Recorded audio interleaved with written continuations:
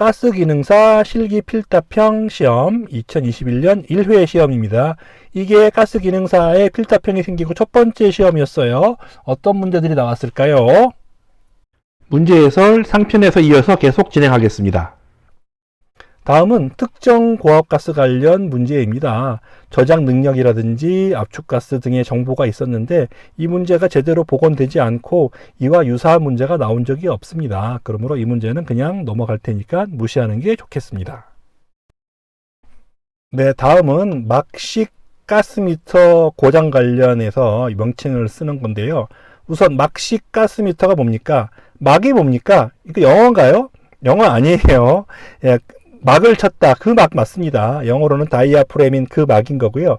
예, 가스가 지나가면서 막을 툭 치면서 움직입니다. 예, 막이 움직이는 것으로 인해서 가스가 얼마 지나가는지 확인하는 그런 장치, 기계가 막식 가스미터인데요. 첫 번째 고장. 예, 가스는 통과를 해요. 가스는 통과를 했는데 계량이 측정되지 않아요. 그러니까 가스 통과했지만 계측을 못했어. 이런 고장의 이름은 한자예요. 부동입니다. 부동? 뭐가 부동이야? 뭐가 움직여? 막입니다. 막이 움직이지 않아서 계량이 되지 않는 거예요. 그렇게 해서 움직이지 않는 것이라서 부동입니다. 부동산은 부동입니다. 부동산도 역시 움직일 수 없는 재산 아니겠습니까? 두 번째, 계량기가 막혀서 가스가 통과하지 못해. 이번에는 가스가 여기에 뚝 막혀서 아예 가스가 들어가지 않아요. 고집불통이죠. 고집불통이 뭡니까? 의사가 전달되지 않는 것, 가스가 전달되지 않는 것도 역시 불통입니다. 고집불통 아니고 그냥 불통. 불통도 한자입니다. 통과하지 않는다는 그런 뜻이죠. 불통. 이와 유사한 다른 고장도 알고 계셔야 되죠. 이번에는 사용 공차를 초과하는 겁니다. 가스 미터기잖아요. 일정한 오차를 가질 수는 있지만 일정한 고차를 넘어서면 미터기로서 성능이 믿을 수 없는 거 아니겠습니까? 그러한 공차, 허용하는 공차를 초과했어요. 그러면은 불량이죠. 무슨 불량? 오차 불량.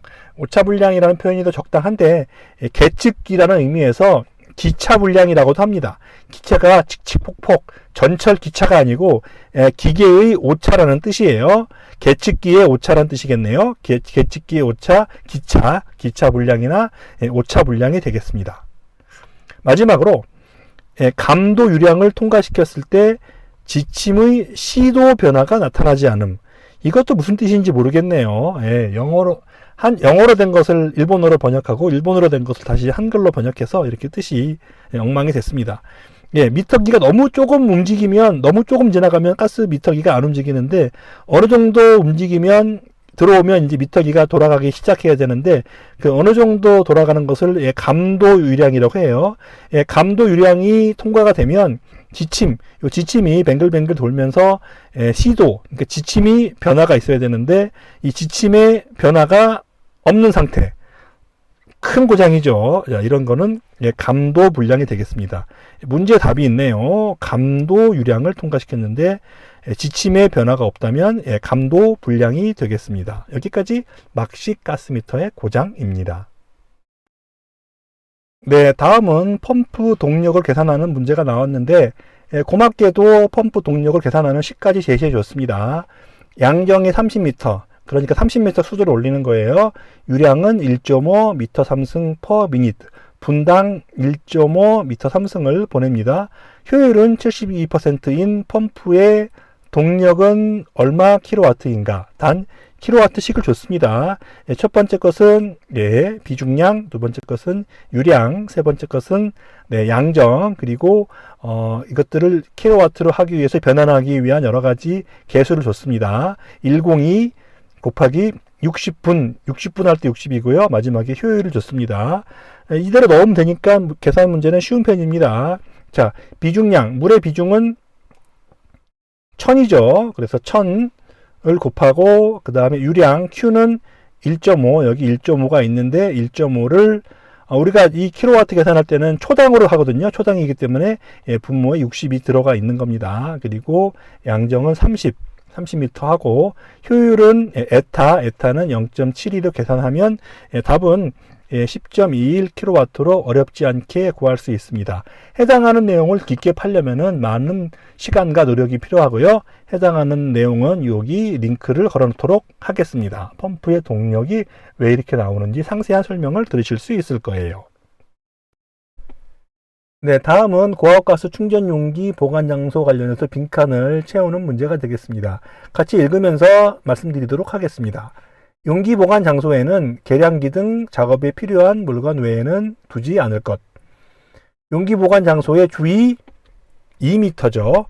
2m 이내에 화기 또는 인화성 물질이나 발화성 물질을 두지 않을 것. 용기 보관 장소에 화기가 가까이 있으면 안 되죠. 2m입니다. 충전 용기에는 넘어짐 등에 의한 충격 및 무엇의 손상될 게 뭐가 있습니까? 밸브죠. 밸브의 손상을 방지하기 위한 조치를 하고 난폭한 취급을 하지 않을 것.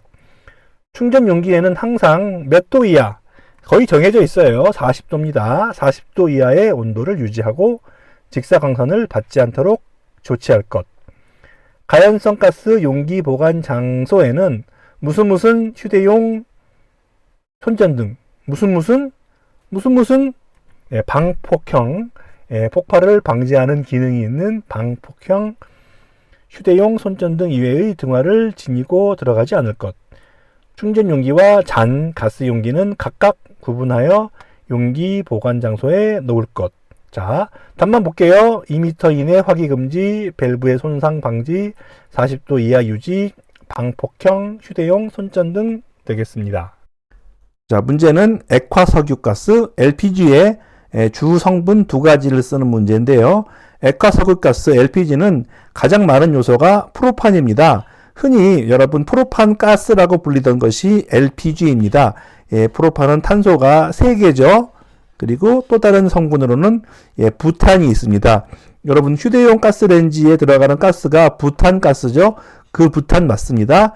부탄가스는 탄소가 4개 있고요. 이렇게 프로판과 부탄이 액화석유가스 LPG의 성분 두 가지입니다. 이와 비교해서 도시가스라고 불리는 액화천연가스 LNG의 주성분은 무엇이 될까요? 탄소가 하나밖에 없는 메탄, 탄소가 하나 있습니다. 가장 가벼운 탄화수소 가스죠. 그 다음에 또 다른 성분으로는 에탄이 있습니다. 에탄은 탄소가 2개 있습니다. 이렇게 해서 탄소 개수에 따라서 메탄, 에탄, 프로판, 부탄 이 순서는 외우고 계셔야 되고요. LNG는 제일 가벼운 2개인 탄소 1개, 2개짜리 메탄, 에탄이고요. LPG는 탄소가 3개, 4개인 프로판, 부탄이다. 이렇게 같이 정리해 두시면 되겠습니다. 다음은 부피 증가를 계산하는 것인데 조금 까다롭게 나왔습니다. 표준 상태에서 프로판 액체 1리터를 기체로 바꾸었을 때 부피가 몇 배 증가하는지 묻는 건데요. 프로판의 분자량은 44, 액 비중은 0.5kg/L로 주어졌습니다. 먼저 액체 1리터와 기체 1리터는 다르죠.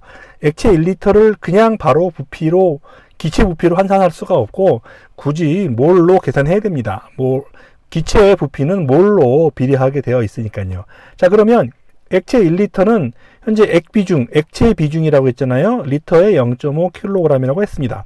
그러므로 1리터 곱하기 0.5kg 하면 실제로 이 물체, 이 프로판은 현재 0.5kg이 있어요. 그런데 0.5kg을 일단 몰로 바꿔야 된다고 했죠. 프로판의 분자량은 44라고 주어졌으므로 0.5를 44로 나누면 그냥 몰이 아니고 킬로몰입니다. 왜 킬로몰이죠? 0.5kg이기 때문이죠. 이것을 다시 굳이 몰로 바꾸자고 하면 0.5kg은 500g이잖아요. 500g을 44로 나누는 것이 바로 몰이 됩니다. 물론 킬로몰과 몰이 1000배 차이니까 그렇게 계산해도 당연히 가능하죠.